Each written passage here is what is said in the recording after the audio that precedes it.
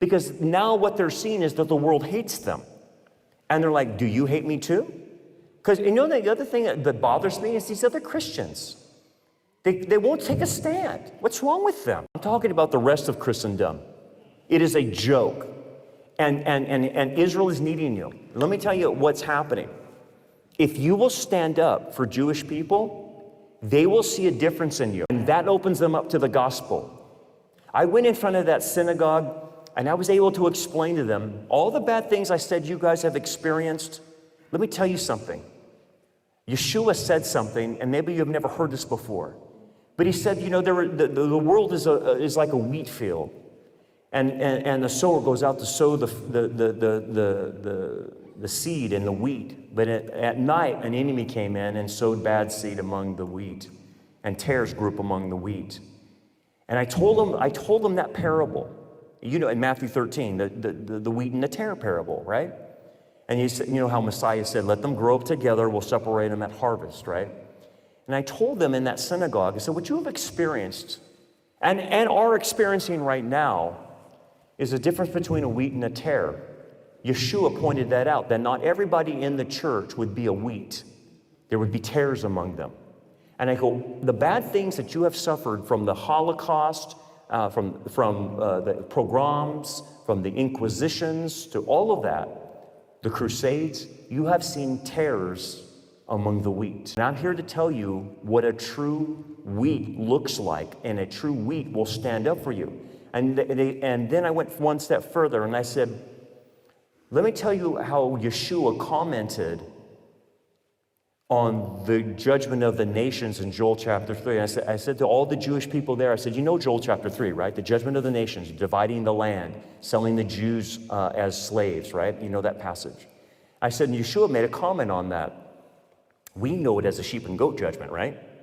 But I used it in that frame of reference. I said he was commenting on Joel chapter 3, and he said this, I was thirsty and you gave me something to drink. I was hungry and you fed me. I was in prison and you came and visited me. And you know the rest of the passage, right? And you know the key on the passage is this. When you did it to the least of these, my brethren, you've done it unto me. Unfortunately, the woke church thinks the brethren are the homeless guy sitting on the street and them giving him a peanut butter and jelly sandwich. That's not the brethren. Or they think the brethren is other Christians. That's not the brethren. Who are the brethren? It's Micah chapter 5, verse 3. The brethren are the remnant of the Israel. They're the biological descendants of Jesus. They're Jews. The brethren are the Jews. I said, that's who you are. So my Messiah told me that when I do something for you, it is like doing it to him. Now we know that that's for the sheep and goat judgment, but I'm using the principle. You know what they said after that? They said, we have never heard that before. Is this a new movement in Christianity that these Christians are liking us and wanting to help us? I said, it's not a new movement. They go, well, is that in your Bible? In your New Testament? I said, yeah, it's right there. It's Matthew 13, it's Matthew 25. You know what they asked me that? They then said, then how come the other Christians don't follow what Yeshua said? Thank you. Drop the mic. They were right. And I said, because you saw tares. And I'm here today to tell you what a true wheat looks like. And if that's the takeaway from this presentation, not just simply knowing all the geopolitics that's going on in Israel and the future prophecies that are going to come, if you will just do that, their hearts are open right now. We're seeing them ask questions like they have never asked, because what this war is doing is thrashing them. So our IDF units, here's what you don't know. Our IDF units have been on call, and they're all in the reserves for almost over a year now, and they haven't been home.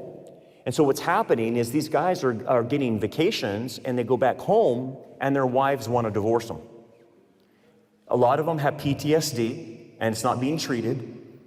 And because what the atrocities they see with Hamas and Hezbollah is just off the chart stuff. They come back and they have PTSD, and their wives don't want anything to do with them. They're like a zombie. They have this 1,000-yard stare, and their wife's like, okay, I'm not marrying this. And there's like just rampant divorce. happening all through Israel with the young people right now. It's destroying their society, this war, as it continues to prolong itself.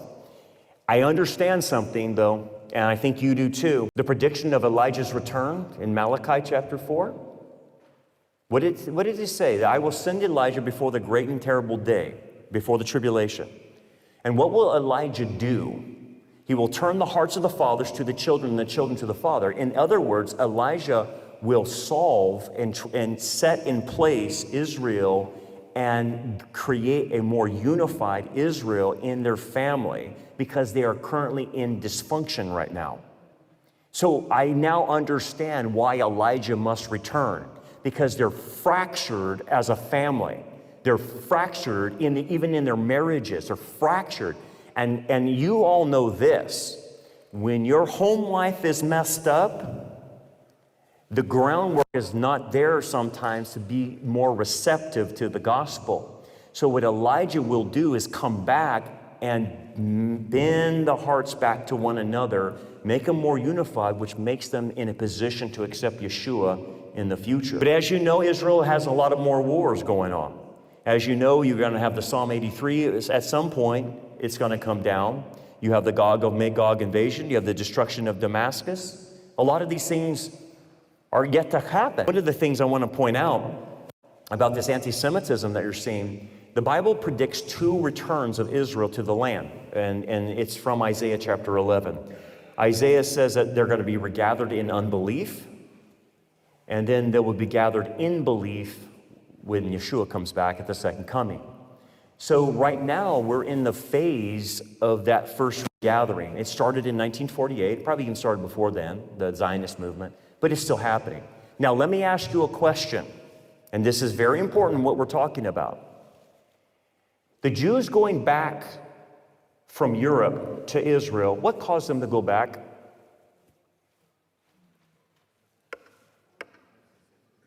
Anti-Semitism, thank you. What started in the late 1800s, what they saw in France, started the whole movement. We got to get out of here. And it's continuing to today. And what I'm encouraging you to do is, you're the remnant. It's not going to be some pastor. It's going to be you going to Jewish people and protecting them and helping them and say, I've got your back. Can I help you with anything? And watch what that does in opening the gospel to them.